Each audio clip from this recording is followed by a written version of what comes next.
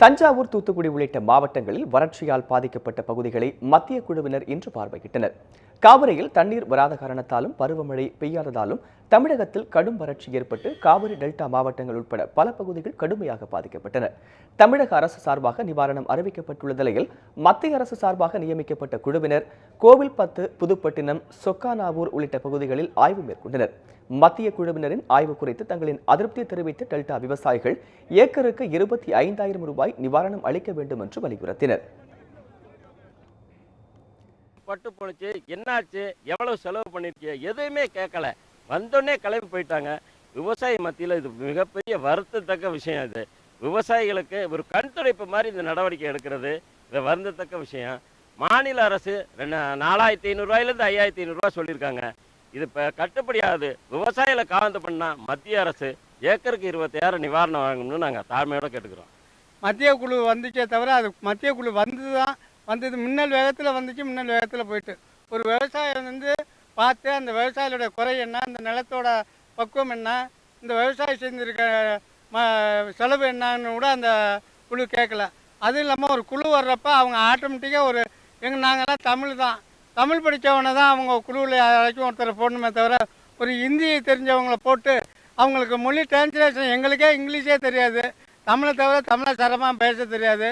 இப்படி இருக்க விவசாயிகள் ஹிந்தியை பேசுகிறவங்க போட்டு ஒரு டிரான்ஸ்லேஷனுக்கு ஒரு ஆள் கூட இல்லாமல் பேசுனா அவங்க என்னத்தை புரிஞ்சு என்னத்தை போனாங்கன்னே தெரியலை.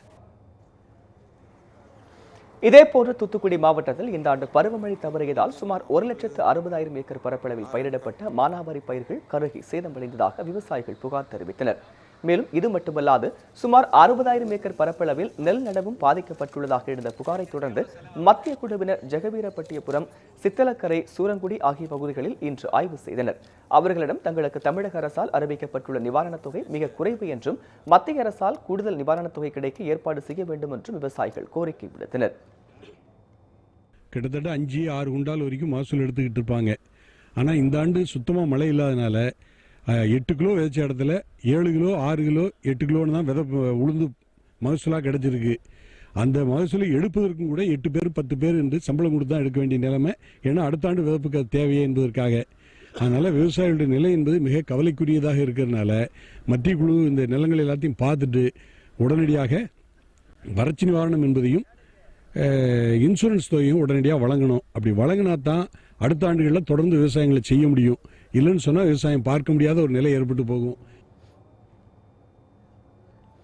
இதேபோன்று கரூர் மாவட்டத்தில் வறட்சியால் பாதிக்கப்பட்ட சேங்கல், மஞ்சநாயக்கன்பட்டி, வெள்ளியணை ஆகிய இடங்களில் உள்ள விளைநிலங்களை குடிநீர் வடிகால் வாரிய மேலாண்மை இயக்குநர் தீரஜ்குமார் தலைமையிலான குழு இன்று நேரில் பார்வையிட்டு ஆய்வு செய்தது.